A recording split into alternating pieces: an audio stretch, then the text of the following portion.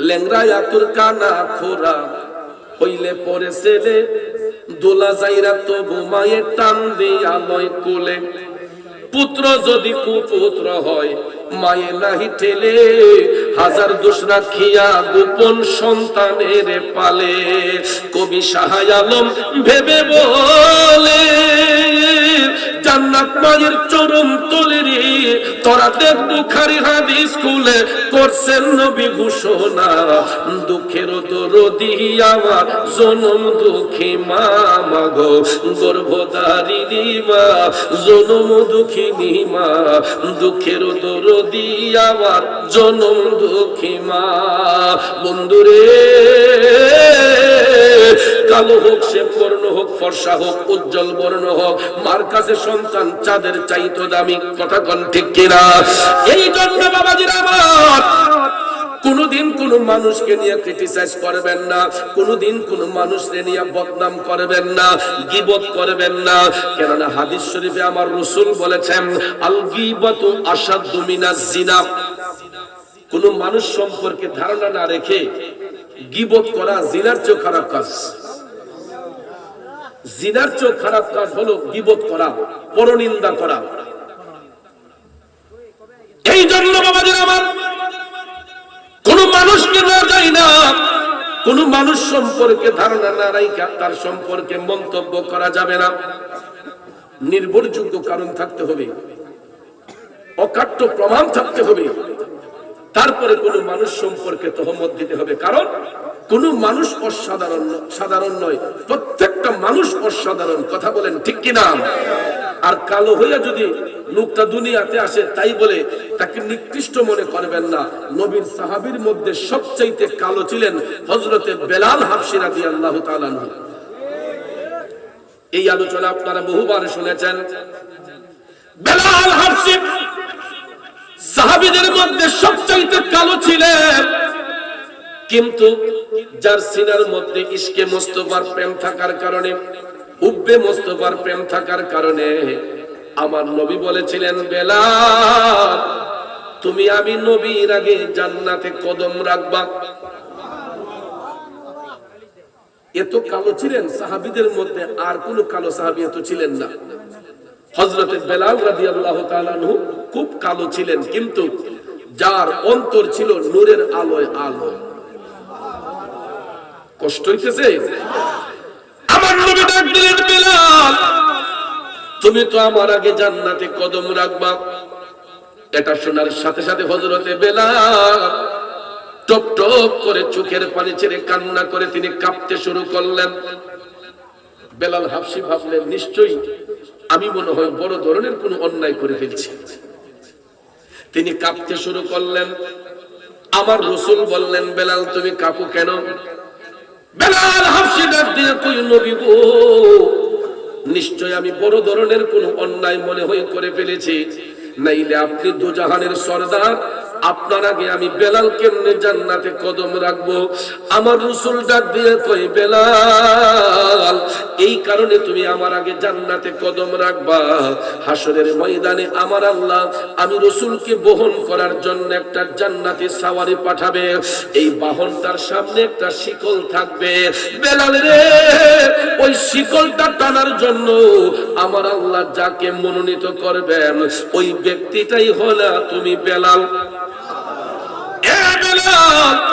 হাসরের মাঠে আল্লাহ রাব্বুল আলামিন আমি নবীকে বহন করার জন্য যেই জান্নাতি সওয়ারি পাঠাইবেন এটা টাইনা নেওয়ার জন্য তার সামনে একটা শিকল থাকবে আর ওই শিকলটা থাকবে তোমার কাঁধের মধ্যে যেহেতু আমি প্যাসেঞ্জার তুমি ড্রাইভার প্যাসেঞ্জার আগে না ড্রাইভার আগে ড্রাইভার আগে না প্যাসেঞ্জার আগে আমার রাসূল হবেন জান্নাতি বাহনের প্যাসেঞ্জার আর ড্রাইভার হলেন হযরতে বেলাল এই ড্রাইভার মানে এটা ইঞ্জিন চালিত গাড়ি নয় ওই জান্নাতি বাহনের সামনে একটা শিকল টানানো থাকবে এটা হযরতে বেলালের কাঁধের মধ্যে থাকবে রাসূল বসা থাকবেন বেলাল দুই চাকার সাইকেল দিয়ে তিনি হাঁটবে সুবহানাল্লাহ এই জন্য দেখবেন একজন কবি লিখছে, মানুষ একটা দুই চাকার সাইকেল, হাওয়ার উপর চলে গাড়ি, লাগে না পেট্রোল ডিজেল, মানুষ একটা দুই চাকার সাইকেল। কত তো বাস্তব। মানব দেহের মধ্যে আমার আল্লাহ এমন একটা চাবি মাইরা দিছে গো, এটা জনম জনম চলতেছে। গাড়ির মধ্যে দেখবেন মোবিল যদি ড্যামেজ হয়ে যায়, এটা মোবিল পাল্টাতে হয়। তেল যদি ফুরিয়ে যায়, আবার তেল ঢুকাতে হয়, নাইলে গাড়ি চলবো। ইঞ্জিন চালিত গাড়িগুলা মোবিল লাগে, তেল লাগে, পানি লাগে, কথা কোন ঠিক না বেঠিক? সবটার সংমিশ্রণে এই গাড়িটা হাওয়ার উপর চলে, চারটা চাকার উপরে, দুইটা চাকার উপরে, তিনটা চাকার উপরে। কিন্তু ভাইয়ের আমার, মানুষ দুই চাকার সাইকেল কেন বলা হয়? দুইটা পাওয়ার উপর ভর করে জনম জনম চলতেছি। আমার আল্লাহ এমন তেল মোবিল দেহের মধ্যে ফিট কইরা দিছে, মরার আগের দিন পর্যন্ত ইডার পাল্টানো লাগে না, কথা কোন ঠিক কিনা? এই জন্য আমার বাবাজিরা গভীর মনোযোগ, শুধু মানুষের গীবত করবেন না, সৃষ্টি তত্ত্ব নিয়ে একটু গবেষণা করবেন। শুধু মানুষ নিয়ে মন্তব্য করবেন না, চায়ের দোকানে বৈশা মানুষ নিয়ে মন্তব্য করবেন না, গীবত না কইরা নিজের দেহটারে নিয়ে একবার ভাবেন, আল্লাহ রাব্বুল আলামিন আমাকে আপনাকে হাত দিয়েছে, পাও দিয়েছে, চোখ দিয়েছে, কান দিয়েছে, অল বডি কমপ্লিট করে দিয়েছে। আমরা এই শুকরিয়া আদায় করে তো শেষ করতে পারবো না। যেই লোকটার একটা পাও নাই, যেই লোকের একটা পাও নাই, ওই লোকটা আফসোস করে, আল্লাহ গো, আমার যদি দুইটা পাও থাকতো তাইলে তো আমি হেরার মতো সুন্দর করে আটলাম হইলে। যেই লোকের দুইটা পাও নাই, এই লোকে আফসোস করে, আল্লাহ তুমি যদি আমার একটা পাও দিতা, তারপরে তো একটা পাওয়ার উপরে ভোর করে আটতাল্লাহ হইলে, কথা কর। যেই লোকটার একটা চোখ নাই, ওই ব্যক্তিটা বলে, আল্লাহ তুমি যদি আমার হেরার মতো দুইটা চোখ দিতা, তাইলে তো আমি সমানে ডাইনে ভাবে ভালোই দেখতাম। যেই লোকের দুইটা চোখ নাই, এই লোকে আল্লাহর কাছে আর্জনা দেয়, আল্লাহ তোমার দুনিয়াটা কত সুন্দর, যদি একটা চোখ আমারে দিতা, তারপরে তো দেখলাম হইলে। কিন্তু আল্লাহ রাব্বুল আলামিন তো আমাদেরকে দুইটা চক্ষু দিয়েছেন, দুইটা হাত দিয়েছেন, দুইটা পা দিয়েছেন, স্বয়ং সম্পূর্ণ করে আল্লাহ তাআলা আমাকে আপনাকে সৃষ্টি করেছেন। আমরা তো একবার সেই শুকরিয়া আদায় করি, বরঞ্চ এই হাত দিয়ে আরেকজনকে আঘাত করি, এই পা দিয়ে আরেকজনকে লাথি মারি। ওরে সৃষ্টিকর্তার ইশারাতে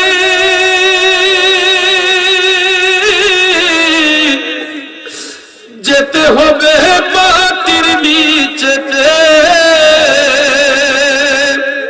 আরে চলবে না আর বাহাদুরি, যাহা করতে দুনিয়ায়, হাইরে যাহা করতে দুনিয়ায়, ওরে দম ফুরাইলে রঙের জলসা যাইব শেষ হইয়া, ঠিক কিনা বলেন বন্ধু? আল্লাহ রাব্বুল আলামিন আপনাকে আমাকে স্বয়ং সম্পূর্ণ করে সৃষ্টি করেছে। হাত ভাঙা দেয় নাই, পাও ভাঙা দেয় নাই, স্বয়ং সম্পূর্ণ করে আল্লাহ তাআলা সৃষ্টি করেছে। এই জন্য অন্যের গীবত না কইরা, অন্যের সমালোচনা না কইরা একবার নিজের দেহটারে নিয়ে ভাবতে হবে, নিজেকে নিয়ে একটু স্টাডি করেন যে আল্লাহ তাআলা আমারে কত সুন্দর কইরা বানাইছে। এই শুকরিয়া আদায় কইরা প্রতিনিয়ত আমার আল্লাহরে সিজদা করবেন নামাজের মাধ্যমে। কিন্তু নামাজ পড়ব দূরের কথা, আমরা তো মসজিদের দ্বার কাছেও যাইতে চাই না। আমি চ্যালেঞ্জ করে বলতে পারবো, এখন আমার মাহফিলে যে শ্রোতারা বসছেন, এখানে অর্ধেকেরও বেশি মানুষ আজকে আছেন এশারের নামাজ কাজা হয়েছে, মাগরিব কাজা হয়েছে, আসর কাজা হয়েছে, জোহর কাজা হয়েছে। ফজরের কথা বললে লজ্জা চলে আসে। ফজরের টাইমে তো নামাজ পড়ব দূরের কথা, কম্বলের নিচ থেকে উঠতে তো মন চায় না, ঠিক না ঠিক? আর করবই বা কেমনে রে বাজার? এই যে একটা মুনাজাত, এটা পেলাম সবার হাতে আছে। আগে দেখতাম ফুলাফানের এত, ওখান প্রায় সময় দেখি মুরব্বীরা ওইটা করে। ঠিক না ঠিক? আগে দেখতাম শুধু ফুলাফান টিপাটিপি করে মোবাইল, ওখান দেখি হমান তালে। কথা কোন ঠিক না ঠিক? জিগাইলে কি তো কাহা এটা দি অ্যান্ড্রয়েড কাউ ফুলা বিদেশ থেকে ফোন দে একটু ইমুদা কথা কম লাগে। ঠিক না ঠিক? একটু চিন্তা করেন, যেই কাকারা যেই পড়ালেখা না জানো ভাইরা, কোন এক সময় বাটন মোবাইল সম্পর্ক তাদের কোনো ধারণা ছিল না, নাকি মিথ্যা বলছি? ওই যেটারে আমরা কোডি মোবাইল করে নিই, এই যে বাটন মোবাইল, এটা সম্পর্ক ধারণা ছিল না। আমরা ছোটবেলায় দেখতাম গ্রামীণ ফোনের ফোনটা যখন আইতো, এটা কথাটা শুনবার লেগে কানের লগে নিয়ে কান লাগাই এটা কেমনে কথা। ঠিক না ঠিক? মোবাইল কেমনে কার্ডন লাগে, কেমনে কল লাগানি লাগে, এই ধারণাও অনেকের ছিল না। এরপরে আস্তে আস্তে যুগের তালে টিপতে টিপতে কোনটা মিস কল, কোনটা ডায়াল কল, কোনটা রিসিভ কল ফুলাবানি খেলেছে। এরপরে যখন চাইনা মোবাইল বাড়িছে, চাইনা মোবাইল যখন বাড়িছে, ওখান দেখা যায় এটার মধ্যে টর্চ লাইট বেড়াই আছে।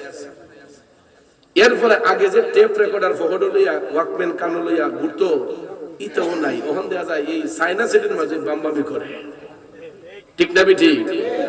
দিন মজুর থেকে নিয়ে রিক্সা চালক সবাই ফহরের মধ্যে লাগে, ওই গানও শুনতেছে, মোবাইলও টিপতেছে, টর্চ লাইটও দিতেছে। চাইনা মোবাইলের আওয়াজ তো মাশাআল্লাহ খুব কম, ওই মাইকের মতো। তখন বাটন মোবাইল সম্পর্কে মানুষ ইউজ করতে করতে ভালো ধারণা যখন হয়ে গেছে, আস্তে আস্তে আসছে অ্যান্ড্রয়েড, যেটা ইন্টারনেটের মাধ্যমে সারা বিশ্বের খবর মুহূর্তের মধ্যে রাখা যায়। Google software, YouTube, Facebook, Twitter, তারপরে ভাইবার, মেসেঞ্জার, হোয়াটসঅ্যাপ, বন্ধুরা আমার বিভিন্ন গণমাধ্যমের খবরাখবর মুহূর্তের মধ্যেই সোশ্যাল মিডিয়া আমাদের হাতের মুঠোয়। কুস্তুলি কয় দেখছি ফেসবুক, আগে ফেলাফানে কই তখন চাচারাও এই করে টিপে এমনে, আরেকজনে এই করে টিপে এমনে, টিপতে টিপতে টিপতে তাদের যে গুরুত্বপূর্ণ সময়, এই সময় পার হয়ে যায়। হঠাৎ করে দেখা যায় মসজিদের মাইকে এলান হচ্ছে, আসসালাতু খায়রুম মিনান নাওম।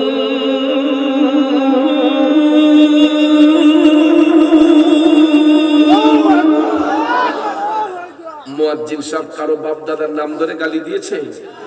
কারো সম্পদ কারার কথা বলছে?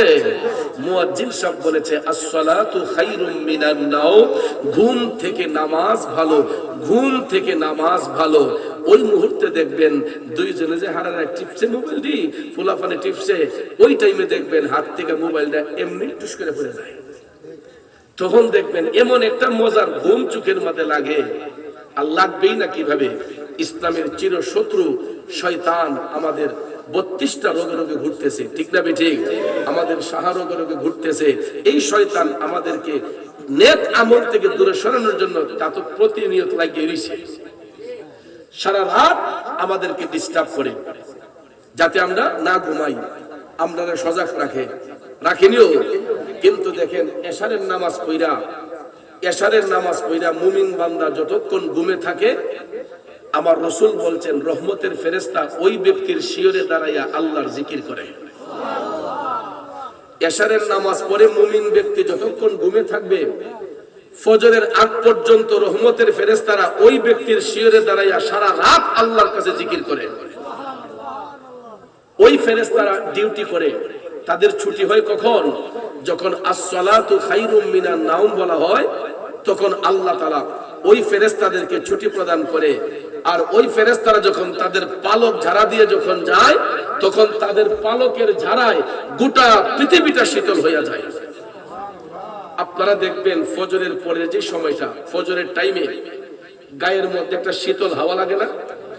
চৈত্র মাসের প্রখর রুদ্র যদি হয়, গরমের তীব্র তাপ যদি হয়, তখনও দেখবেন ফজরের টাইমে সকাল বেলায় ভোর বেলায় শরীরের মধ্যে একটা ঠান্ডা বাতাস আইসা লাগে। এটা এমনিতে লাগে না। যেই ফেরেশতারা সারা রাত মুমিনদের শিরে দাঁড়ায় আল্লাহর জিকির করে, রাসূল বলেন as-salatu খায়রুম মিনান নাওম, এই শব্দটা বলার সাথে সাথে আল্লাহ তাআলা ওই ফেরেশতাদেরকে ছুটি প্রদান করে। এরা যখন তাদের পালক ঝাড়া দিয়া যায়, তাদের পালকের ঝাড়ায় গোটা পৃথিবী শীতল হয়ে যায়। এই জন্য আমার রাসূল বলছেন ফজরের টাইমে তোমরা ঘরের দরজা জানালা ওপেন করে দাও। ফজরের টাইমে ভোরবেলা তোমাদের ঘরের দরজা জানালা সব খুলে দাও, কারণ ওই মুহূর্তে যেই হাওয়াটা ঘরের ভিতর ঢুকে, এই ঘরের মধ্যে আর কলেরা রোগ বেমার থাকবে না। ফজরের ভোরবেলার যেই বাতাসটা, এটা বিজ্ঞানও বলে, কোরআনও বলে, সুন্নাহও বলে, এই ভোরবেলার বাতাসটা স্বাস্থ্যসম্মত বাতাস। এই জন্য দেখবেন ডায়াবেটিসের রোগী যারা ডাক্তারের কাছে গেলেই কয় যে সকালবেলা ভোরে উঠে হাইটেন। ডাক্তার তো বৈজ্ঞানিক পরামর্শ দিচ্ছে, কিন্তু আমার রাসূল সুন্নাতের মাধ্যমে বলেছেন, রাসূল বলেছেন ভোরবেলার বাতাসটা স্বাস্থ্যসম্মত। এই সময় রহমতের ফেরেশতারা ছুটি হয়, এদের পালকের ঝাড়া দিয়ে যায়, গোটা পৃথিবী শীতল হয়ে যায়। আর ওই হাওয়াটা যার গায়ের মধ্যে লাগবে, যার ঘরে প্রবেশ করবে, ওই ঘরের মধ্যে কোনো রোগ বেমার, কলেরা রোগ বেমার থাকবে না। কিন্তু আমরা কি এটা করি? ফজরের টাইমে দেখা যায় আমাদের দরজা জানলা আরো বেশি টাইট করে লাগাই রেখে কথা বল। কিন্তু কোন এক সময় আমরা দেখতাম আমাদের বাপ চাচারা, মা চাচিরা ফজরের টাইমে ঘুম থেকে ওইটা তারা কোরআন তেলাওয়াত করতেন, নামাজ পড়তেন। এরপরে ঘর বাড়ি ঝাড়ু দিয়া বিসমিল্লাহ বইলা চুলার মধ্যে আগুন দিতেন। 100-র মাঝে 90 জন মনে আছে এখন মা চাচিরা নাস্তা খায় না, পরিবারের হাতে নাস্তা খায় না। খাইব কেমনে? শাস্টল একদম কাছে, জায়গায় জায়গায় খাবারের হোটেল। এবারে আউযুবিল্লাহ বিসমিল্লাহ কইছে কিনা এটা তো সন্দেহ আছে। এটা গুনতুরিটা চোখ কষলাইয়া গামছা একটা কোমরে বাইন্ধা এই বেদুন খাই ডলতাছে, মলতাছে, আবার এহনো মর দিতাছে। কথা কোন ঠিক না বেটি? মাঝে মাঝে ইটাও করতাছে, কইরা বেলুন দিয়া কষতাছে। কথা কোন ঠিক না? কোন সময় দেখা যায় সোয়াবিনের লগে ফার্ম অয়েল মিশাইলা। এরপরে ইডি খাইয়া পেটে এমদা গুতায়, এমদা গুতায়। কথা কোন ঠিক না বেটি? এমদা বলে গাই মারে, ইদিকটা বলে গাই মারে। গ্যাস্ট্রিকের বড়ি খাইতে খাইতে বাংলাদেশের মধ্যে সবচেয়ে বেশি বিক্রি হয় গ্যাস্ট্রিকের বড়ি। ফার্মেসি গুলাকে জিজ্ঞেস করে দেখবেন বাংলাদেশে সবচেয়ে বেশি বিক্রি হয় গ্যাস্ট্রিকের বড়ি, গ্যাস্ট্রিকের ট্যাবলেট। কেন জানেন? এই যে আমরা তৈলাক্ত জিনিসগুলা খাইতে খাইতে আমরা গ্যাস্ট্রিক আক্রান্ত হয়েছে। কিন্তু ভাইয়ের আমার, ওই ব্যক্তিরা যদি মুত্তাকি হতো, দিনদার হতো, নামাজি হতো, বিসমিল্লাহ শহীদ যদি ওই খাবারটা গ্রহণ করত, আর ওই খাবারটা যদি সুন্দর পবিত্রতা হাসিল করে তৈরি হইতো, এইটার দ্বারা পেটের মধ্যে কোনো ট্রাবল হইতো না। কথা কোন ঠিক না বেঠিক? কিন্তু আমরা তো মাছ আসি রাতের নাস্তা খাই, মজুরের কথা বেডির আরো গুণ পাতাইয়া কয় তুমি উঠতে হো তেল হাঁটা বেশি। কথা কোন ঠিক না বেঠিক? উঠতে হো আমি নামাজ ফেরা তোমার লেগে নাস্তা লইয়া মনে। কথা কোন ঠিক না বেঠিক? এবারে দেখা যায় চা খাইয়া, নাস্তা খাইয়া রে দুইটা রুটি দে, দুইটা রুটি লইয়া ডাইল কুদ্দুর লইয়া, বাজি কুদ্দুর লইয়া আইসে বাড়িতে কয় অমুকে মা উঠছো না। কথা কোন ঠিক না বেঠিক? আরাম দিতে দিতে বেডির ইমান আমল নষ্ট করে দিছি। কথা কোন? নিজের যেমন নষ্ট হলো, আমার মা চাচির আমল গুলো নষ্ট হয়ে যাচ্ছে। এখন ঘরে ঘরে আর কোরআনের আওয়াজ শোনা যায় না, ঘরে ঘরে বাড়িতে বাড়িতে উঠানের মধ্যে কোরআন তেলাওয়াতের চর্চা শোনা যায় না। কিন্তু আমি বাস্তব অভিজ্ঞতা থেকে আজ থেকে 30 বছর আগের কথা বলতেছি, আমরা যখন মক্তবে যেতাম, আজ থেকে 30-32 বছর আগের কথা বলতেছি, যখন মক্তবে যাইতাম আমরা দেখতাম বড় চাচা, বড় চাচি এবং আমার মা চাচিরা সবাই, আমার বাপ চাচারা উঠানের মধ্যে চাটি বিছাইয়া ফজরের নামাজ পড়া রিয়ালের মধ্যে কোরআন শরীফ থইয়া এক লাইনে তারা বড় ভাই, মাইজো ভাই, ছোট ভাই কোরআন শরীফ পড়ছেন। এরপরে মা চাচিরা ঘরের ভিতর কোরআন তেলাওয়াত করছেন। এরপরে ঘর বাড়ি ঝাড়ু দিয়া বিসমিল্লাহ কইয়া সুঙ্গাদা ফু দিয়া চুলাত আগুন দিছে।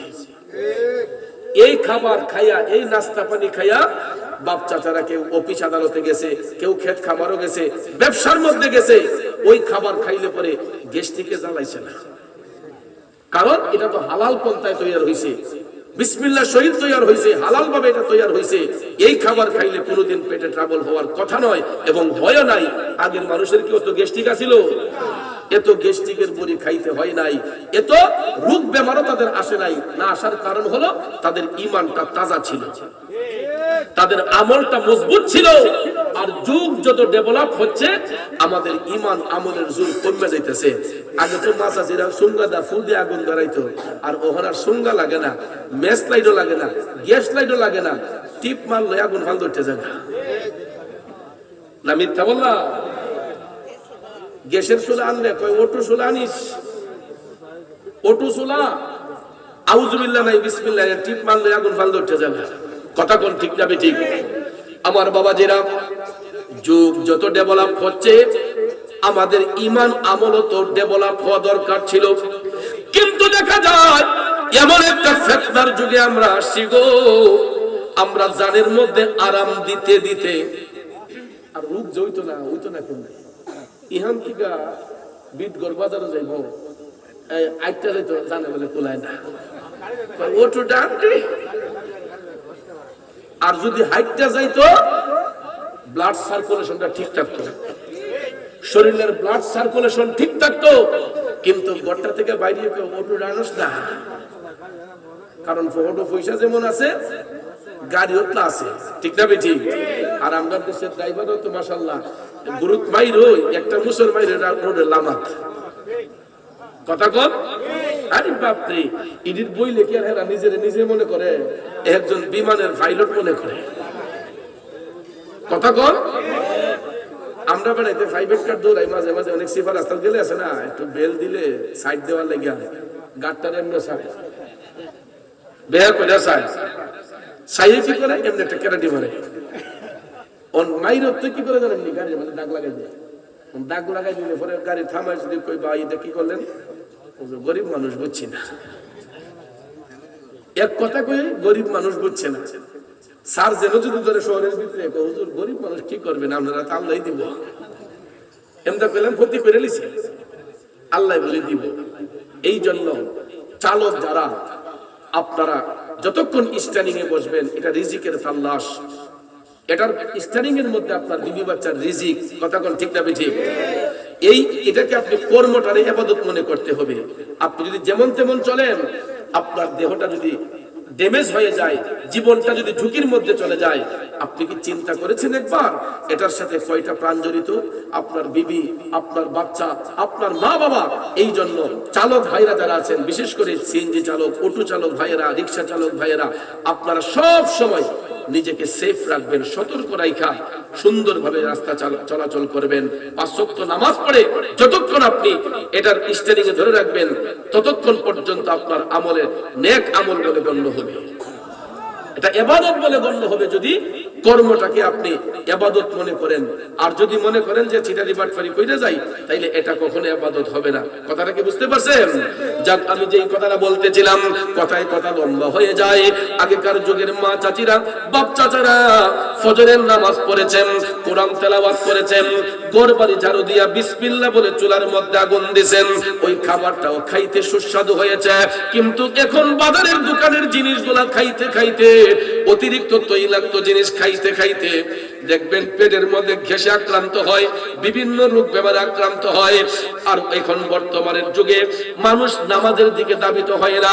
এই সারা রাত মোবাইল টিপতে টিপতে এমন একটা টাইমে শয়তান আমাদেরকে ঘুম পাড়ায়, যখন মুয়াজ্জিন সাহেব বলেন আসসালাতু খায়রুম মিনান নাওম, ঘুম থেকে নামাজ ভালো, ঘুম থেকে নামাজ ভালো, তখন দেখবেন আমার দেশের ছেলেরা এরা বলে না হুজুর এই মুহূর্তে আমাদের ঘুমটাই ভালো, ইচ্ছে মতো ঘুমাইয়া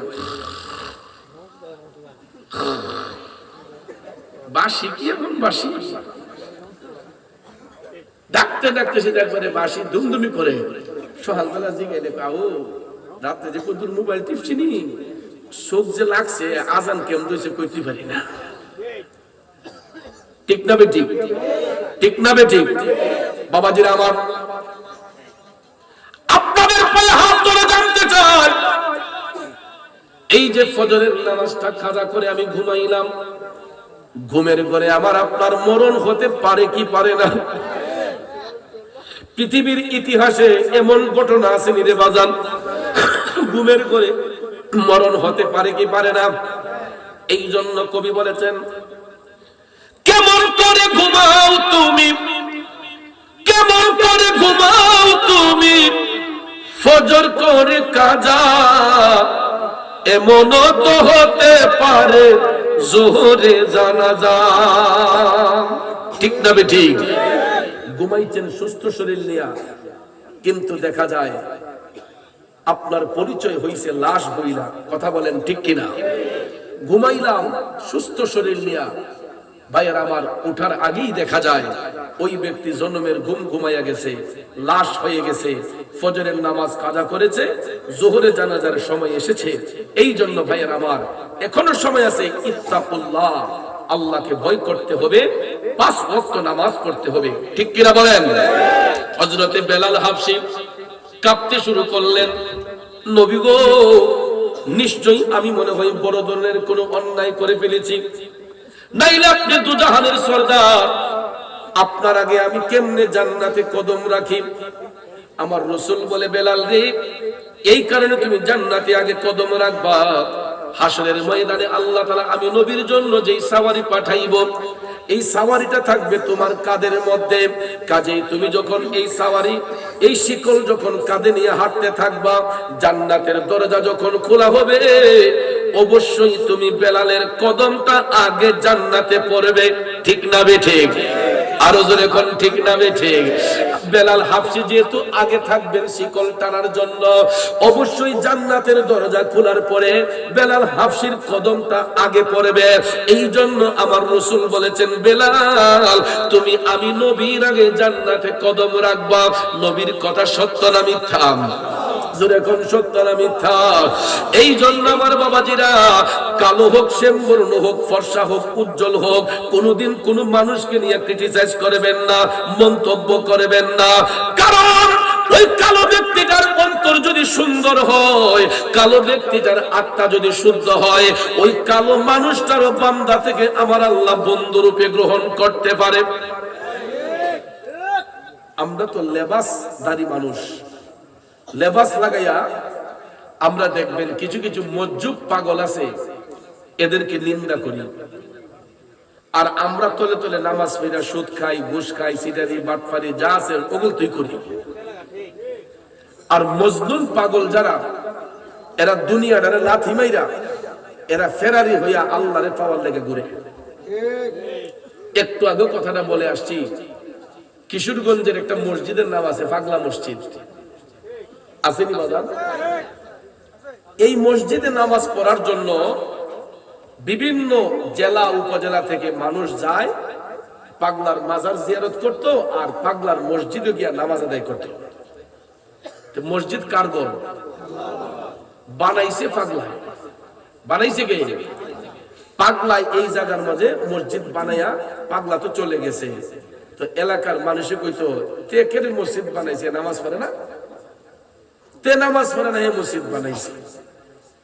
আর ওই পাগলারে ওই এলাকার মানুষগুলা অবজ্ঞা করত, তাকে নিয়ে মন্তব্য করত, তার উপর পাথর ছুঁড়ে মারতো, ইট পাটকল মারতো, পাগলার শরীর দিয়ে রক্ত ঝরতো। পাগলা কয়, রে নামাজিরা, তোরা তো ভাবছ আমি দুনিয়া নবী পাগল। আমি দুনিয়া নবী পাগল না, আমি আমার মৌলার প্রেমের পাগল। আমার বাবাজিরা, বন্ধুরা, লোক দেখানো ইবাদতকারী জাহান্নামের সবচাইতে নিকৃষ্ট জায়গার মধ্যে থাকবে। সহিহ তিরমিজিতে আসছে, ওই জায়গাটার নাম হলো জুব্বুল হুজন। নাম কি? এটা সহিহ তিরমিজিতে আসছে, জাহান্নামের সবচাইতে নিকৃষ্ট খারাপ জায়গা হচ্ছে জুব্বুল হুজন। এর চাইতে খারাপ কোন জায়গা জাহান্নামে নাই। তো এখানে দুজকি মানুষের শরীরের পচা পুইসগুলা গিয়া এক জায়গায় ডাম্পিং হয়। পৌরসভার নর্দমা দেখবেন ড্রেন দিয়া গিয়া একটা জায়গার মধ্যে গিয়া যায়, এই ডাম্পিং করা হয়। নর্দমা রাখার জন্য, বর্জ্য রাখার জন্য আলাদা দেখবেন ডাম্পিং করা হয়। নালা দিয়ে যে ময়লা যায় এগুলারে জমাইয়া আবার দেখবেন একটা জায়গায় নিয়ে ডাম্পিং করা হয়। তো দুজকি মানুষের শরীরের পচা কুচগুলা একটা ড্রেন দিয়ে গিয়া একটা জায়গায় ডাম্পিং হয়। এই জায়গাটার নাম হচ্ছে জুব্বুল হুজন। আর এই জুব্বুল হুজনে লোক দেখানো ইবাদতকারীকে ওই দেখবেন কিছু কিছু মুসল্লি, তুমি নামাজ পড়ো না, আমরা তো নামাজ ছাড়া চলি না, নামাজ নিয়ে বেড়াগিরি দেখা আসেনি। নামাজ পড়তে পড়তে কালো দাগ। আবার দেখবেন এমনি মুসল্লি আর তলা দেখলাম শয়তানি আছে না কিছু লোক। সকালবেলা যেটা কইলে বুঝবেন, এই গাইটা ধুয়াইছে, গাইটা ধুয়াইয়া ফজরের নামাজটা পড়ে গিয়ে তুই টান দে বান্ধ, ফজরের নামাজ পড়ে গিয়ে গায়ের বান্ধ টান দিচ্ছে, দুধটা ধুয়াইয়া দেখছে যে অন্য দিন থেকে আদাসের একটু কম হয়ে গেছে। কম হইতো কেন, কাশ্মীরা সাইডের মধ্যে চাইয়া দেখবেন আদাসের পানি মিশে লিছে, প্রমাণ করে লিছে।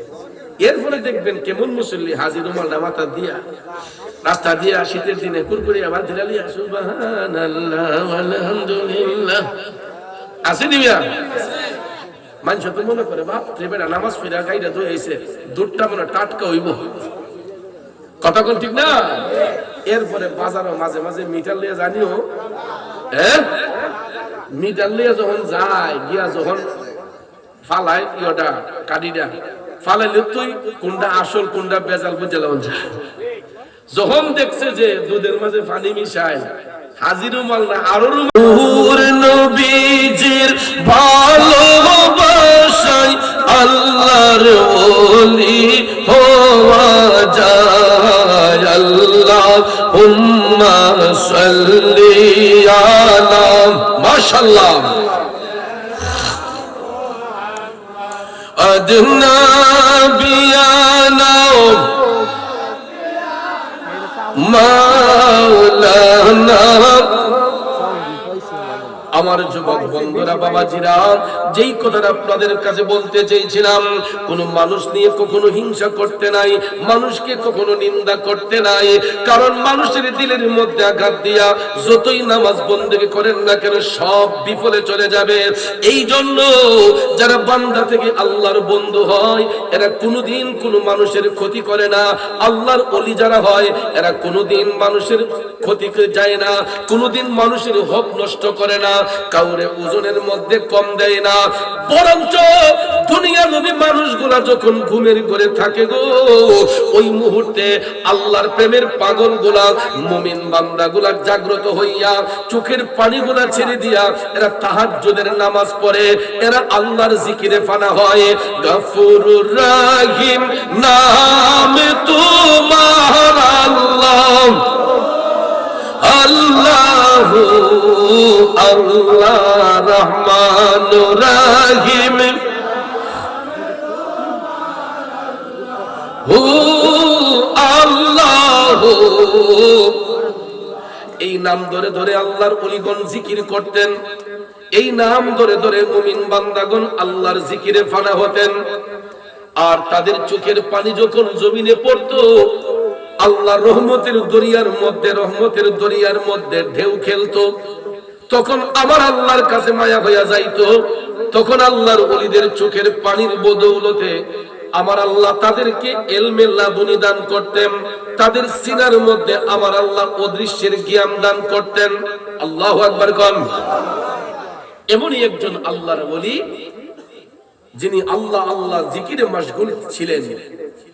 উনি ভারতবর্ষে হারিয়ানা প্রদেশে জন্মগ্রহণ করেছিলেন, কলন্দর শহরে। এই আল্লাহর ওলির নাম হচ্ছে হযরতে বুয়ালি শাহ কলন্দর রহমাতুল্লাহ আলাইহি। চিল্লায়ে কন্না সুবহানাল্লাহ। যখন মুসলমানদের কোনো বাক স্বাধীনতা ছিল না, মুসলমানরা অত্যাচারিত হতো, নির্যাতনের শিকার হতো, হিন্দু জমিদারদের বাড়ির পাশ দিয়া মুসলমানরা জুতা পা দিয়ে যেতে পারত না, মাথায় ছাতা দিয়ে যেতে পারত না। হিন্দু জমিদাররা এইরকম টর্চারিং মুসলমানদেরকে করত। মুরব্বীরা বলতে পারবেন, এখনের যুগের পোলাপানরা ইতিহাস জানে না, কিন্তু যখন এই ব্রাহ্মণবাড়িয়ার মানুষ ত্রিপুরা রাজ্যের অধীনে ছিলেন, তখনও কিন্তু মুসলমানদের বাক স্বাধীনতা ছিল না। হিন্দু জমিদাররা মুসলমানদেরকে অনেক টর্চারিং করত, কিন্তু দেখেন বর্তমানে 95% মুসলমানের দেশে তোমার আল্লাহরে সিজদা করো না দেখা, যদি তোমার মওলা সত্য হয়, যদি তোমার আল্লাহ সত্য হয়, তোমার খোদার যদি পাওয়ার থাকে, অবশ্যই তো তোমার খোদা তোমারে সাহায্য করবে। বুয়ালিশা কলন্দর কয় অবশ্যই আমার খোদা আমারে সাহায্য করবে। এবার হিন্দু জমিদাররা বলতেছে বুয়ালি, তাইলে তোমার নামাজের মুসল্লাটা আমরা আজকে পানির মধ্যে ফেলে দেব। কিসের মধ্যে? পানির উপরে কি দাঁড়ানো যায়? নৌকা ছাড়া, তক্তা ছাড়া পানির উপর দাঁড়ানো সম্ভব? জাদুকররা বলতেছে, হিন্দু জমিদাররা বলতেছে বুয়ালি, এই নামাজের মুসল্লা আমরা পানির মধ্যে ফেলে দেব। তুমি যদি পানির উপর দিয়ে হাইটা গিয়া এই নামাজের মুসল্লায় দাঁড়াইয়া তোমার আল্লাহরে সিজদা করো, তাইলে আমরা বুঝবো তোমার খোদার পাওয়ার শক্ত। বুয়ালিশা কলন্দর বলতেছে অবশ্যই অবশ্যই আমি পানির উপর দিয়ে হাইটা গিয়ে আমার আল্লাহরে সিজদা করব। আমি অবশ্যই পানির উপর দিয়ে হাইটা গিয়ে আমার আল্লাহরে সিজদা করব, তবে আমার একটা শর্ত। জমিদাররা কই কি শর্ত? বুয়ালিশা কলন্দর কয় ওই শর্ত হলো, আমি যদি পানির উপর দিয়ে হাইটা গিয়া আমার আল্লাহরে সিজদা করে দেখাতে পারি, তোমরা বলো সবাই কালেমা করে তোমরা মুসলমান হইয়া একই আল্লাহর ইবাদত করবা। তো এরা মনে করছে যে আমরা তো জাদুকর আছি, আমরা তান্ত্রিকরা তো আছি, তো তান্ত্রিকরা যদি মন্ত্র পড়ে তাইলে বুয়ালিরে পানির তলে ডুবাই দিব, তাইলে বুয়ালি আমরা দল আইসা পড়বে। এরা অনেকক্ষণ চিন্তা ভাবনা করে কয় ঠিক আছে আমরা রাজি, যদি তুমি পানির উপর দিয়ে হাইটা তোমার আল্লাহরে সিজদা করে দেখাইতে পারো, তাইলে আমরা তোমার দলে চলে আসবো, তুমি যেইভাবে বলবা আমরা সেইভাবেই শুনবো। বুয়ালিশা কলন্দর টপ টপ করে চোখের পানি চাইরা তখন কান্না শুরু করলো, ও মৌলাজি তোমার রহিম নামে থাকিতে আমি পাপী ডহিবা যাইতাম নি। মৌলাজি তোমার রহিম নামে থাকিতে আমি পাপী ডহিবা যাইতাম নি। করিম রহিম নামটি তোমার, আল্লাহ কাদের গুনি আমি পাপী ডহিবা যাইতাম নি। আল্লাহর ওলি হযরতে বুয়ালিশা কলন্দর টপ টপ করে চোখের পানি ছেড়ে তিনি কান্না শুরু করে দিয়া কয়, আল্লাহ ওগো মাবুদ, এই মুসিবত থেকে যদি আমাকে উদ্ধার না করো, আল্লাহ এই মুহূর্তে যদি তুমি আমার গায়েবীর মদদে সাহায্য না করো, আমি বাধ্য হইয়া বেদিনের দলে চলে যেতে হবে। আর যদি তুমি আমাকে সাহায্য করো মালিক, ওই বেদিনগুলা 70 দিনের মধ্যে আবদ্ধ হবে। আল্লাহর ওলিদের ডাক আমার আল্লাহ শুনে কি শুনে না? খোদা তোমায় ডাকতে জানি না, ডাকার মতো ডাকলে খোদাই কেমনে শুনে না। আমার বাবাজিরা, আমরা তো মালিকের ডাকার সিস্টেম জানি না, এই জন্য আমরা মালিকের কাছ থেকে অর্জন করতে পারি না। ডাকার সিস্টেম বুঝতে হবে, ডাকার সিস্টেম জানতে হবে। ডাকার মতো ডাকলে মালিক শুনে না কেমনে? আল্লাহ তো আমরা না ডাকার পরেও আমাদের ঘরের মধ্যে রিজিক পাঠাইতেছে। এই যে মহামারী করোনা গেছে, কত কিছু যাইতেছে, কত আপদ বিপদ যাইতেছে, কিন্তু ঘরের মধ্যে খাবার কোনো কমতি আছে? সবার ঘরেই কিন্তু খাবার আছে, তাহলে আল্লাহ দিল না কেমনে? হয়তো তরকারি 3টা দেখাইতেছেন, 1টা দেখাইতেছেন, আমার আল্লাহ খাওয়াইতেছিনিও। সবার ঘরেই তো মাশাআল্লাহ 3 বার খাবার দাবার হয়, সকালবেলা নাস্তা হয়, খাবার হয়, দুপুরে খাবার হয়, রাতে খাবার হয়। কিভাবে আসতেছে, কিভাবে চলতেছে, এটা আল্লাহ তাআলাই ভালো জানে। হয়তো আমরা কিছু উসিলা করি, এই জন্য আল্লাহ তাআলা আমরা সবার ঘরের মধ্যে ঠিক টাইমে রিজিক পাঠাইতেছে, কথা কোন ঠিক কিনা? তাইলে আল্লাহ দিল না কেমনে?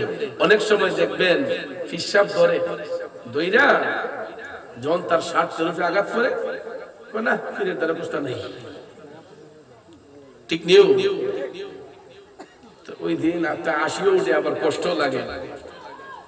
একজনের ঋণ করছে প্রায় 15 লাখ, আমার মুরিদানের মাঝে 15 লাখ টাকা ঋণ করছে।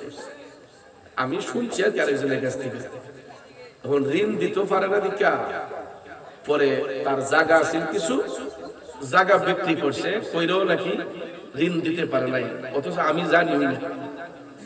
পরে বলে ফিসাব দইরা হালি আমার মোজা হইতেছে। ফিসাব কি কইছে, তুমি ঋণ করতা লাভের উপরে আনতা, ফত্তনের উপরে আনতা, আইনা কইলাম হে লস পড়ছে, তার বিট বেসন লাগছে, মানুষের পাওনা দেওয়ান লাগছে, দোষ হয়েছে কার? ফির দইটা আমার কোনো উপকার হয়েছে না, কয়েকবার ধরার পর থেকে হালে আমার যাইতেছে। তাহলে আচ্ছা বলেন তার ঈমান আছে না গেছে? আছে না গেছে? বাবাজিরা আমার, বন্ধুরা আমার, গভীর মনোযোগ। ইচ্ছা কইলে কত কথা কোন যায়, যাক এদিকে যাইব না। আমি যেই কথা বলতেছিলাম বাজান, 42 কলমদরের আলোচনা। বাজান আমার, 42 কলমদর মওলারে ডাক দিয়া কয়, আল্লাহ এই মুহূর্তে যদি তুমি আমাকে সাহায্য না করো, আমি বেদিনদের অন্তর্ভুক্ত হয়ে যেতে হবে। আর যদি এই মুহূর্তে তুমি আমার সাহায্য করো, আল্লাহ ওই বেদিনগুলা সত্য দিনে আসবে। এটা শোনার সঙ্গে সঙ্গে আরজি যখন পেশ করলেন, আমার আল্লাহর কাছে কবুল হয়ে গেছে।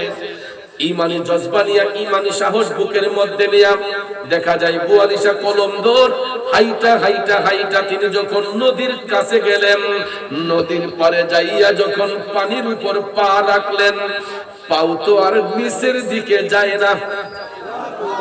দয়াল আল্লাহ রে, কি নাম জপলে পাবো তোমারে, দয়াল আল্লাহ রে, কি নাম জপলে পাবো তোমারে। 42 কলমদর মহান আল্লাহর সন্তুষ্টি অর্জনের জন্য, আল্লাহকে সিজদা করার জন্য সহি নিয়তে ঈমানি জজবা নিয়া পানির উপর যখন কদম রাখলেন, পাও তো আর নিচের দিকে যায় না। সামনের কদম রাখলেন, এটাও নিচে যায় না, আরেকটা রাখলেন, পা নিচে যায় না। যাইতে যাইতে যাইতে দেখা যায় অনেকটা দূর পানির পথিয়া তিনি হাইটা হাইটা নামাজের মুসল্লার মধ্যে গিয়া দাঁড়াইছে। দাঁড়ানোর সাথে সাথে কিবলামুখী হইয়া 42 কলমদর ডাক দিছে, আল্লাহু আকবার,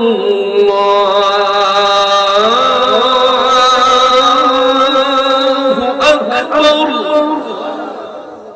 এই শব্দের পাওয়ার আছে না নাই? 42 কলমদর আমার মওলারে ডাক দিলেন। আল্লাহু আকবার ধ্বনি দেওয়ার সাথে সাথে সমস্ত জাদু বিদ্যা দূর হয়ে গেছে। কারণ জমিদাররা বলছে তান্ত্রিকদেরকে, তোমাদের জাদু বিদ্যার মধ্যে যা আছে আজকে সব সারো। 42 জনে পানি তুলে ডুববে জায়গা, কিন্তু 42 এক অস্ত্র মারছে, এক অস্ত্র যখন মারছে, আল্লাহু আকবার আল্লাহু আকবার, ইদা কইলে আর কোন পরাশক্তি পাকড়াও করতে পারবে? দেখা যায় আল্লাহু আকবার ধ্বনির কাছে সব কিছু চুরমার হয়ে গেছে। 42 কলমদর নামাজের মুসল্লার মধ্যে দাঁড়াইয়া কিবলামুখী হইয়া তিনি 2 রাকাত নামাজ আদায় কইরা পুনরায় হাইটা হাইটা আবার পানির উপর দিয়া হাইটা পারে আসলেন। আয়েশা 42 কলমদর এবার তান্ত্রিকদেরকে বলতেছেন, এখন আপনারা বলুন আপনাদের সিদ্ধান্ত কি? দেখেন তখনও কিন্তু 42 বলে না যে তোমরা কালেমা পড়ো, কারণ ইসলাম জোরাজোরের নাম না, ইসলাম চাপাচাপির নাম না, স্বেচ্ছায় ইসলামে আসতে হবে, ঠিক না বেঠিক? মারপিট করে কাউকে 7 দিনে আনতে নেই। এই জন্য 42 কলমদর ওনার কাজ শেষ করে উনি বললেন, আমি আমার কাজ করেছি, এখন তোমাদের সিদ্ধান্ত তোমরা নাও। তো প্রথমে যেই জমিদাররা কমিটমেন্ট করেছিল, এরা বলার আগেই যত তান্ত্রিক ছিল এরা সব আইসা বুয়ালিশা কলন্দরের পায়ে পড়ে গেছে। ডাক দেয়া কয়, হুজুর জীবনে আমরা কত জাদু মন্ত্র করলাম, কত জাদুবিদ্যা দেখাইলাম, কিন্তু হুজুর আমরা দেখলাম সমস্ত জাদুবিদ্যা আল্লাহর কুদরতের কাছে হার মেনেছে। আমরা আজকের পর থেকে তওবা করতেছি, আর কোনদিন আমরা তন্ত্র মন্ত্র করতে চাই না। এখন থেকে আমরা এক আল্লাহর ইবাদত করতে চাই। আপনি আমাদেরকে কালেমা করে মুসলমান বানাইয়া দেন।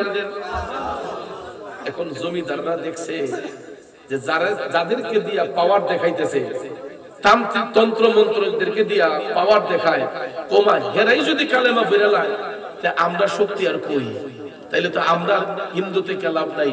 তখন জমিদাররা কয়, হুজুর তান্ত্রিকরা যদি কালেমা পড়ে মুসলমান হইয়া যায়, আমরা আর বাকি থাইকা লাভ কি?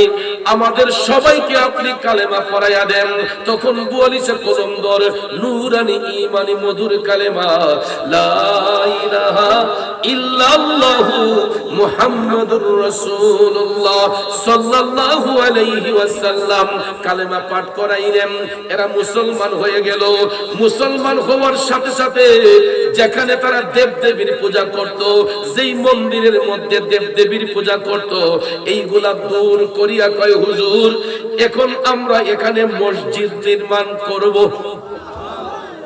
তখন ওই হিন্দুরা মুসলমান হইয়া, তান্ত্রিকরা মুসলমান হইয়া, এরা জাদুবিদ্যা ছেড়ে দিয়া, এরা যেখানে পূজা করত, দেবদেবীর পূজা করত, এইগুলা ছেড়ে দিয়া এরা এক আল্লাহকে সিজদা করার জন্য এই জায়গার মধ্যে মসজিদ নির্মাণ করেছে।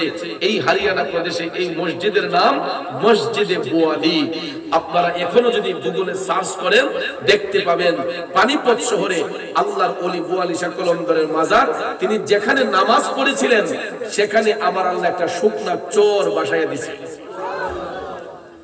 মাঝে মাঝে দেখবেন নদীর মাঝখানে চোর উঠে না, বৈরব ব্রিজ পার হওয়ার সময় দেখবেন ডান দিকে তাকায়া দুই পাশে পানি, মাঝখানে একটা চর। এখানে এখন ঘরবাড়ি হয়ে গেছে, ঘরবাড়ি হয়ে গেছে। তো ভাইয়ের আমার, বন্ধুরা আমার, আল্লাহর ওলি বুয়ালি শাহ কলন্দর যেখানে দাঁড়ায়া পানির উপর দাঁড়িয়ে আল্লাহকে সিজদা করেছিলেন, আমার আল্লাহ সেখানে একটা শুকনা চোর দিছে। বুয়ালি শাহ কলন্দর ওফাতের আগে তিনি ওসিয়ত করেছিলেন যে আমি যদি মারা যাই তোমরা আমাকে ওই জায়গাতে দাফন করো, যার চতুর্দিকে পানি, মাঝখানে আল্লাহর ওলি বুয়ালি শাহ কলন্দরের মাজার শরীফ। চতুর্দিকে পানি থই থই করে, কিন্তু এর মাঝখানে বুয়ালি শাহ কলন্দরের মাজার শরীফ। এটা আর নিচে যায় না, পানি তলিয়ে যায় না। এই জন্য তাকে পানিপতের আল্লাহর ওলি হযরতে বুয়ালি শাহ কলন্দর রাহমাতুল্লাহ আলাইহি তিনি আল্লাহর ঘর মসজিদ নির্মাণ করে মানুষদেরকে ইসলামের খেদমতে দাবিত করে তিনি হরিয়ানা প্রদেশের অন্তরালে পানিপত শহরে আল্লাহর ওলি বুয়ালি শাহ কলন্দর এখন পর্যন্ত তিনি আল্লাহ আল্লাহ জিকির করে মশগুল রয়েছেন। পরপারে কথা কোন ঠিক না ঠিক? কারণ আল্লাহর ওলিগণ মরানা জিন্দা, আল্লাহর ওলিরা মরানা জিন্দা, আল্লাহর ওলিগণ জিন্দা। যদি আল্লাহর কোরআন সত্য হয়, আল্লাহ বলেন ওয়ালা তাকুলু লিমান ইউকতালু ফি সাবিলিল্লাহি আমওয়াত বাল আহইয়াউ ওয়ালাকিন লা তাশউরুন। যারা আল্লাহর পথে শহীদ হয়ে যায়, আল্লাহর পথে কুরবান হয়ে যায়, আল্লাহ কয় তোমরা তাদেরকে মৃত বলিও না, এরা জীবিত, তোমরা তাদের সম্পর্কে জানো না। এই জন্য ভাইয়ের আমার, আল্লাহর ওলিদেরকে নিয়ে কখনো কুৎসা করতে নাই, নিন্দা করতে নাই। একটা সাধারণ ন্যূনতম মানুষকে নিয়ে পর্যন্ত কোনোদিন নিন্দা করতে নাই, কারণ কোন মানুষ সাধারণ না, প্রত্যেকটা মানুষ অসাধারণ। এই জন্য আল্লাহ রাব্বুল আলামিন কোরআনে পাকে বলেছেন যে হুয়াল্লাযী ইউসাউবিরুকুম ফিল আরহামি কাইফা ইয়াশা। আল্লাহ বলেন তিনি সেই সত্তা যিনি মাতৃগর্ভে মায়ের জরায়ুর মধ্যে তোমাদের আকৃতি গঠন করেছেন। লা ইলাহা ইল্লা হুয়াল আজিজুল হাকিম। তিনি ব্যতীত অন্য কোনো উপাস্য নেই, তিনি মহাপরাক্রান্তশালী এবং বিজ্ঞানময়। আল্লাহ রাব্বুল আলামিনের হুকুমের বাহিরে পৃথিবীতে কেউ চলতে পারবে? এই জন্য ভাইয়ের আমার, আজকের আলোচনার সার সংক্ষেপ হলো যে আমরা মায়ের গর্ভ থেকে যে ভূমিষ্ঠ হয়েছি, হওয়ার পরও আল্লাহ তাআলা আমাদের এক একটা মানুষকে এক একটা মেন্টালিটি দিয়েছেন, এক একটা মনোভাব দিয়েছেন। আর আমাদের মনোভাবটা যেন সৎ কাজে ধাবিত হয়, আল্লাহর ইবাদতে মাশগুল হতে পেরে আমরা যেন আমাদের জীবনকে অতিবাহিত করতে পারি। আল্লাহ পাক যেন এই তৌফিক আমি সহ আমাদের সবাইকে যেন দান করেন। আমরা সবাই বলি আমিন, আর একটু জোরে বলি আমিন। আমরা এখন প্রিয় নবীকে সালামের মাধ্যমে একটু জিকিরের তালিম সকলে বলি মারহাবা। তো আল্লাহ পাকের জিকির করব, কোনো অসুবিধা আছে? লজ্জা আছে? শরম আছে? তো তাবারক আল্লাহর পক্ষ থেকে নিয়ামত না কিয়ামত? এই নিয়ামতকে নিয়ামত স্বরূপ নিতে হবে না কিয়ামত করে? যে জাতি যত বেশি শিক্ষিত সে জাতি তত বেশি উন্নত, ঠিক না? তো একটা প্যাকেট বিরিয়ানির মধ্যে আহামরি কিছু নাই, 150 গ্রাম চাল, হালকা কিছু মশলাপাতি, নসিব থাকলে কয়েক টুকরা গোশত, নাকি আহামরি কিছু আছে? তো এই যে আমরা একটা প্যাকেট বেশি নেওয়ার জন্য তাড়াহুড়া করি, 2টা প্যাকেট নেওয়ার জন্য, তাইলে আমি যে ওয়াজ শুনলাম এটার গুরুত্ব কি যদি আমি আমার আরেকটা ভাইরে কষ্ট দেই? তাইলে তো ওয়াজের বরকতি নষ্ট হয়ে গেল। কথা কোন ঠিক না বেঠিক? সবার জন্য একটা প্যাকেট বরাদ্দ আছে, সবার জন্য একটা প্যাকেট বরাদ্দ আছে, নাকি আমরা দোষের সারা চলবো? দোষের সামিলে থাকতে হবে, ঠিক না? আমাদের সবার জন্য একটা প্যাকেট বরাদ্দ আছে। ইনশাআল্লাহ সভাপতি সাহেব দোয়া করবেন, ওনার সাথে আপনারা আমিন আমিন বলবেন, তারপরে তাবারক নিবেন। তো আমি একটা কথা বলবো যে অনেক সময় আল্লাহর জিকিরকে নিয়ে ট্রল করা হয়, এনকার করা হয়। আমি দেখেছি বাতিলরা তো করেই, সুন্নি জামাতের মধ্যে কিছু কিছু লোক এইগুলা নিয়ে তারা কমেন্ট গুলা খুব খারাপ ভাবে করে। শুনেন, আল্লাহর ওলিগণ তারা এক এক সময় এক একটা উপাধিতে তারা পরিচিতি লাভ করে, ঠিক না বেঠিক? যেমন নবীর একজন সাহাবী হযরতে আবু হুরায়রা রাদিয়াল্লাহু তাআলা আনহু, কিন্তু ওনার নাম কি আবু হুরায়রা ছিল? ওনার আরেকটা নাম ছিল আবু আব্দুল্লাহ। কথা কোন ঠিক না বেঠিক? কিন্তু উনি রাসূল যখন দাওয়াতে গিয়েছেন, হযরতে আবু আব্দুল্লাহ, যিনাকে আমরা আবু হুরায়রা চিনি, ওনার পকেটে করে রাসূল ওনাকে দাওয়াত করেছিলেন। পকেটে করে একটা বিড়াল ছানা ছিল। তখন রাসূল যখন খাবারে বসলেন, হযরতে আবু হুরায়রা তিনিও বসলেন। তখন হঠাৎ করে দেখা যায় ওনার পকেট থেকে একটা বিড়াল বের হয়েছে। তখন রাসূল মুস্কি হেসে বলেছিলেন, ইয়া আবু হুরায়রা, হে বিড়াল ছানার পিতা। এই কথা যখন রাসূল বললেন, বলার সঙ্গে সঙ্গে ওনার মূল যেই ইসিম ছিল আবু আব্দুল্লাহ, এই নাম থেকে দয়াল নবী যেই নাম মুবারক করে ডেকেছিলেন বিড়াল ছানার পিতা আবু হুরায়রা, তখন তিনি এই নামে পরিচিত লাভ হয়ে গেছে। এটা ওনার উপাধি, নবীজির দেওয়া উপাধি। এই জন্য ভাইয়ার আমার বিলালের বাবা বলা হয়। এই জন্য ওনার শানে যতগুলা রিওয়ায়াত আসছে আন আবি হুরায়রা রাদিয়াল্লাহু তাআলা আনহু, যতগুলা হাদিস বর্ণনা হয়েছে আন আবি হুরায়রা। কথা কোন ঠিক কি না? তো এই রকম ভাবে এক একজন আল্লাহর ওলি, যেমন উজুরি শাহ, ওনার মূল নাম উজুরি শাহ ছিল না। উজুরি হলো এটা ওনার উপাধি, ওনার 2টা আস্তানা। উনি হচ্ছেন আরেফ, আল্লাহর ওলি। আরেফ কাকে বলে জানেন? এরা জীবিত না মৃত এদের খবর কেউ জানে না। আল্লাহর ওলিরা তো জিন্দাই, কিন্তু উনি এখনো জীবিত না মৃত এটা কেউ জানে না, এদেরকে বলা হয় আরেফ। এই জন্য ভাইয়ার আমার, উনি এক এক সময় এক এক জায়গায় ইবাদত করতেন। তো বারাই, গোপীনাথপুর বারাই ওনার একটা আস্তানা ছিল। আরেকটা হচ্ছে মুরাদনগর উপজেলায় বলঘর, বলিঘর বলা এটাকে, এখানে। তো ওনার পেটের যে উজুরি বাসুরি ছিল, এগুলা তিনি রাত নিশিতে তাহাজ্জুদের পূর্বে তিনি একদিন পানিতে নিয়ে এটা বের করে তিনি ধৌত করে আবার এটা পেটের ভিতরে ঢুকাইয়া তিনি আল্লাহর ইবাদতে মাশগুল। তাহাজ্জুদ গুজার কয়েকজন ব্যক্তি এটা দেখতে পেলেন। হঠাৎ করে মানুষ দেখে ফেলছে যে উনি পেটের নিজের ভুঁড়ি বের করে পানি দিয়ে ধুইয়া এটা আবার তিনি পেটের ভিতরে দিয়ে সেলাই করে তিনি নামাজ পড়তেছে। এখন মুসল্লিরা যখন উনার সাথে নামাজে গেছে, উনি সবাইকে আহ্বান করলেন নামাজে আসুন। সবাই যে তিনি নামাজে লাগাইয়া হঠাৎ করে দেখা যায় ওনারে আর পাওয়া যায় না। তখন সবাই তো আর জিজ্ঞেস করতে পারে না ওনার নাম কি, তখন সবাই বলে উজুরি শাহ। তখন এই নামে তিনি পরিচিত। কুনাউর কাতাবাড়ি একটা গুরুস্থানের নামই আছে, কাতাশা আল্লাহর ওলি। তো কাতাশা এটা ওনার উপাধি। ওনার মূল নাম হচ্ছে কি হযরত ওয়াজুদ্দিশা রহমাতুল্লাহ আলাইহি, হযরতে ওয়াজুদ্দিশা। কিন্তু উনি সব সময় শীত গরম 12 মাসে নাকি ওনার গায়ের মধ্যে কাঁথা চড়িয়ে রাখতেন। এই জন্য ওনার মূল নাম থেকে ওনার কাতাশা বললে সবাই চিনে। চট্টগ্রামে একজন আল্লাহর ওলি আছেন, ওনার বদনাশা করে সবাই চিনে, যার মাজার শরীফ, যিনি শহর কুতুব, চট্টগ্রামের শহর কুতুব, বদনাশা করলে সবাই চিনে। কিন্তু এই রকম ভাবে আমি দেখেছি আল্লাহর ওলিদের নামকে বিকৃত করে কিছু কিছু ব্যক্তি তারা কমেন্ট করে বোঝায় যে তারা অনেক বড় পণ্ডিত, অনেক বড় তারা জ্ঞানী হয়ে গেছে। কিন্তু ভাইরা আমার, আল্লাহ পাকের জিকির 3 অবস্থায় করা জায়েজ: শুইয়া, বৈশা, দাঁড়াইয়া। তবে দাঁড়াইয়া জিকির সবার জন্য শর্ত নয়। জিকির করা অবস্থায় যার মধ্যে হাল আসবে, ভাব আসবে, ওই ব্যক্তিকে কেউ ধাক্কা দিয়ে তুলবে না। ইশকের তাড়নায় ওই ব্যক্তি যখন ফানাফিল্লার জগতে যাবে, বাকাবিল্লার জগতে যাবে, অটোমেটিকলি সেই ব্যক্তি দাঁড়িয়ে যাবে।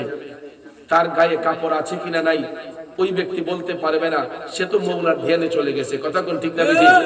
কেডাই গিয়ে তারা ভিডিও করতেছে, এই খেয়াল ভাবনা পাগলদের মধ্যে থাকে না, যারা আল্লাহর প্রেমে পাগল হয় তাদের মধ্যে থাকে না। কিন্তু এইগুলা আমাদের দেশের মধ্যে কিছু ইউটিউবার ভাই দেখা যায়, একজন দাঁড়ায় জিকির করলে তারে নিয়ে একটু ক্যামেরাটা বেশি ধরে দইরা তার বাপ সাপ এগুলা ফেসবুক ইউটিউবে প্রচার কইরা বোঝায় যে সুন্নিরা খালি লাফালাফি করে। এই যে আমি 2 ঘন্টা আলোচনা করলাম বিভিন্ন দিক নিয়ে, এখন যদি আমি 5 মিনিট 10 মিনিট জিকির করি, আমার 2 ঘন্টার ওয়াজ গেল কই? এই জিকিরের 2 মিনিট 3 মিনিটের জিকির দিয়ে প্রমাণ কইরা মুরাদি বন্ধ, তাহির হিসাবের জিকির প্রচার করা তাহিরি বন্ধ। তো এই যে 2 ঘন্টা কোরআন সুন্নাহর আলোকে ইজমা কিয়াসের ভিত্তিতে বিভিন্ন দিক নির্দেশামূলক কথাগুলা বললাম, এইগুলা প্রচার না কইরা 5 মিনিটের জিকির দিয়া ভাইরাল কইরা কয় দেখো সুন্নিরা নাচানাচি করে। কিন্তু ওই জিকির গুলা কখন কোন জায়গায় করা হয় জানেন? এই যে এখন রাত বাজতেছে 1:45, বলেন তো কোন মাহফিলে এত রাত পর্যন্ত মানুষ বসে থাকে? ঠিক আমাদের মতো পাগলরা, তাহিরি সাহেব, মোরাদ সাহেব, আশিকি সাহেব, ফরিদি সাহেব, আমাদের মতো কিছু সুন্নিয়তের খাদেম আছি যারা একটু গোলামি করি কোরআন সুন্নাহ, অনেক দরবারের মাহফিলে রাত্রে 2টা, 2:30টা, 3টার সময় মাইক দেয়। এই মুহূর্তে কি ওয়াজ শোনার মতো মন মানসিকতা সবার থাকে? তো যত বড় পণ্ডিতই হোক, এই টাইমে কিন্তু মানুষের তিক্ততাই পরে, একটু গুম গুম বাবাই পরে। তো ওই মুহূর্তে আমরা কি করি? যেখানে যেই মাজার গুলাতে গান বাজনা হতো, দোতারা বেহালা বাদ্য বাজানো হইতো, নারী পুরুষ একসঙ্গে নাচতো, এইগুলাকে দূর করে দেখা যায় সুন্নিয়তের সৈনিকরা আমরা একটা কৌশল অবলম্বন করে যে এই মুহূর্তে আল্লাহর জিকির দিয়া মানুষকে তৃপ্তি দিলে মানুষ হয়তো ওই বাজে কাজ থেকে, নারী পুরুষ একসঙ্গে গান গাওয়া থেকে বিরত থেকে, পুরুষ নামের বন্ডামি থেকে দূরে থেকে মানুষ সত্যের দিকে ধাবিত হবে, সুন্নিয়তের পক্ষে আসবে। এই জন্য 2:30টা 3টার সময় যখন মাইক হাতে দেয়, তখন তো ভাইয়ের আমার আল্লাহর একটু জিকির করলে, পাগলদেরকে নিয়ে একটু জিকির করলে তারাও একটু রুহের ক্ষুধা পায়, আর মাহফিলটাও বরকতময় হয়, মানুষগুলো একটু চাঙ্গা থাকে। কথা কোন ঠিক না বেঠিক? এই জন্য ভাইয়ের আমার, এখন আমি রাত্রে 1টার সময় জিকির করব, ইরারে ফেসবুক ও ইউটিউবও ছাড়বো দুপুর 12টার সময়। কথা কোন ঠিক না বেঠিক? দুপুরে 12টার সময় ছাড়বো। তো এটা কি দুপুর 12টার ওয়াজ না রাইতে 1টার ওয়াজ? একটাটারে দুপুরে ছাড়তেছে, সকালে ছাড়তেছে। তো তারা তো ইউটিউবাররা চেষ্টা করে তাদের ভিউ কেমনে বাড়ানো যায়, কোনটা দিলে তাদের ভিউ বাড়বে, এটা তারা প্রচার করতেছে একটু বেশি। কিন্তু আমি পরামর্শ দেব আমার ইউটিউবার ভাইদেরকে যে আপনারা এই জিনিসগুলা প্রচার করবেন, কোরআন সুন্নাহর আলোকে যেই দ্বীনি কথাগুলা, শিক্ষণীয় কথাগুলা, এইগুলা প্রচার করবেন বেশি বেশি। আল্লাহর জিকির যেটা নিয়ে এনকার হয়, গীবত হয়, তামাশা হয়, এইগুলো আমরা নাই দেই। কথা কোন ঠিক না বেঠিক? আমরা জিকির করব আদবের সহিত, তাজিমের সহিত। তাইলে একটু দেখি তো আদবের সহিত জিকির করে দেখান। চোখটা বন্ধ করে সবাই আপন আপন কালবের দিকে মুতাওয়াজ্জি হয়ে একটু জিকির ইসমে জাত আল্লাহ আল্লাহ আল্লাহ আল্লাহ আল্লাহ আল্লাহ আল্লাহ আল্লাহ আল্লাহ কালবে ধাক্কা আল্লাহ আল্লাহ আল্লাহ আই মোহাম্মদ কামলি ওয়ালা আই রে আমার বুকে আয় আই মোহাম্মদ কামলি ওয়ালা আই রে আমার বুকে আয় আল্লাহ আল্লাহ আল্লাহ আল্লাহ ডাকে যে তোর পাগলেরা শান্তি দে মোর কোলে যায় আই মোহাম্মদ কামলি ওয়ালা আই রে আমার বুকে আয় আল্লাহ আল্লাহ আল্লাহ আল্লাহ আল্লাহ আল্লাহ আল্লাহ আল্লাহ চাঁদ সূরজার গ্রহ তারা জিন ইনসানার ফেরেশতারা চাঁদ সূরজার গ্রহ তারা জিন ইনসানার ফেরেশতারা দিন রজনী চাইছে তারা ফুল তুলে দিতে গোলায় আই মোহাম্মদ কামলি ওয়ালা আই রে আমার বুকে আয় আল্লাহ আল্লাহ আল্লাহ আল্লাহ আই মোহাম্মদ মদিনা ওয়ালা আই রে আমার বুকে আয় আল্লাহ আল্লাহ আল্লাহ আল্লাহ ফকির দরবেশ বাদশাহ ওলি দুলিতে সেই ফুলের কোলে ফকির দরবেশ বাদশাহ ওলি দুলিতে সেই ফুলের কোলে কাকে লইয়া বিকর ঝুলি কান্দিছে গাছের তলায় আই মোহাম্মদ কামলি ওয়ালা আই রে আমার বুকে আয় আল্লাহ আল্লাহ আল্লাহ আল্লাহ আল্লাহ আল্লাহ আল্লাহ আল্লাহ আই মোহাম্মদ কামলি ওয়ালা আই রে আমার বুকে আয় আল্লাহ আল্লাহ আল্লাহ আল্লাহ আল্লাহ আল্লাহ নূর মোহাম্মদ নামটি আপনার দয়াল নবী নামটি আপনার সদাই জাগে মোর মনে কাঙ্গালে রে ধন গো মুর্শিদ কে বানা জানে রে মাশাআল্লাহ আল্লাহ আল্লাহ আল্লাহ আল্লাহ আল্লাহ আল্লাহ কুরআনে শুনাছি আমি গুনাহগারের বন্ধু নবী ও আল্লাহ আল্লাহ আল্লাহ আল্লাহ কুরআনে শুনাছি আমি গুনাহগারের বন্ধু নবী ও মাশাআল্লাহ আল্লাহ আল্লাহ আল্লাহ আল্লাহ আল্লাহ কোটি নহা শোদের দিনে কোটি নহা শোদের দিনে পার করে দিবেন আমাদের কান্দালে রে দন গো মুর্শিদ কে বানা জানে মাশাআল্লাহ আল্লাহ আল্লাহ আল্লাহ আল্লাহ আল্লাহ আল্লাহ আল্লাহ আল্লাহ আল্লাহ আল্লাহ নবী বিনে আপন কেহ নাই গো মুমিন ভাই নবী বিনে দরদি কেহ নাই মাশাআল্লাহ আল্লাহ আল্লাহ আল্লাহ আল্লাহ আল্লাহ আল্লাহ লা ইলাহা ইল্লাল্লাহু মুহাম্মাদুর রাসূলুল্লাহ সাল্লাল্লাহু আলাইহি ওয়াসাল্লাম মাগো বলো না মদিনা কত দূরে, সেথায় আমি যাব কেমন করে। শুনেছি সেথায় নাকি মায়ার নবী আছে রে, শুনেছি সেথায় নাকি জিন্দা নবী আছে রে।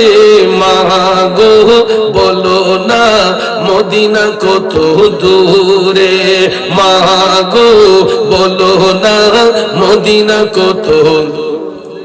দু জাহান সৃষ্টি যার উসিলায়, তিনি নাকি আছেন সেই মদিনায়। আমায় তুমি নিয়ে যাও না মা গো, মা আমায় তুমি নিয়ে যাও না সেই প্রান্তরে। মা গো বলো না মদিনা কত দূরে, মা গো বলো না মদিনা কত। এই সবুজ গম্বুজ দেখলে নাকি বড়ই ভালো লাগে, সেই গম্বুজ দেখতে আমায় কবে নিয়ে যাবে। সবুজ গম্বুজ দেখলে নাকি বড়ই ভালো লাগে, সেই গম্বুজ দেখতে আমায় কবে নিয়ে যাবে। সেই গম্বুজের নিচে নাকি মা গো, মা সেই গম্বুজের নিচে নাকি জিন্দা নবী ঘুমাই রে। মা গো বলো না মদিনা কত দূরে, মা গো বলো না মদিনা কত।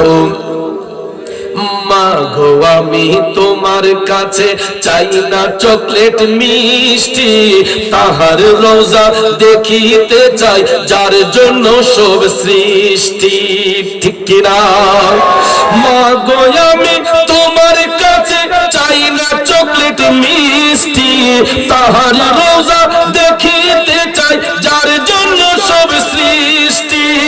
আমায় তুমি নিয়ে যাও না মা গো, আমায় তুমি নিয়ে যাও না নবী যেথায় ঘুমাই রে। মা গো বলো না মদিনা কত দূরে, মা গো বলো না মদিনা কত দূরে। সবাই বলে মারহাবা। আমার কথায় ভাষায় আলোচনায় ব্যবহারে কারো মেরে কষ্ট পেয়ে থাকলে কষ্ট নিবেন না, তরিকতের স্বার্থে সুন্নিয়তের স্বার্থে আপনাদের পায়ে হাত রেখে বলে যাব, হাটে ঘাটে যেখানে যে অবস্থায় থাকি আমরা 5 ওয়াক্ত নামাজ পড়ব, আমরা হালাল পথে চলবো। বিশেষ করে নূরে মুহাম্মদিয়া দরবার শরীফের মহান পীর সাহেব হুজুর কিছুদিন আগে তিনি পরপারে আরামে গিয়েছেন। আল্লাহ যেন ওনার দরজাত যেন বুলন্দ করে, সকলে আমিন বলি। মহেশপুরের পীর সাহেব হুজুর এবং এই গাউসিয়া সদরিয়া মাইক সার্ভিসের স্বত্বাধিকারী আমাদের কাউসার ভাই, সবার মায়ের মানুষ, তিনি শারীরিকভাবে অসুস্থ, ওনার জন্য দোয়া করবেন। আর বিশেষ করে এই মহেশপুর গ্রামে যেমন আল্লাহর ওলিগণ বিচরণ হয়েছে, হক্কানি আলেমও পয়দা হয়েছে। অধ্যক্ষ মুফতি হাবিবুর রহমান সাদিকি সাহেব, অধ্যক্ষ মুফতি আব্দুল হান্নান সাহেব এবং মরহুম মাগফুর হযরত মাওলানা আব্দুল আজিজ দাইমি রহমাতুল্লাহ আলাইহি এই গ্রামে জন্মগ্রহণ করে দিনের খেদমত করে দুনিয়ার থেকে তিনি বিদায় হয়েছেন। আমার মনে হয়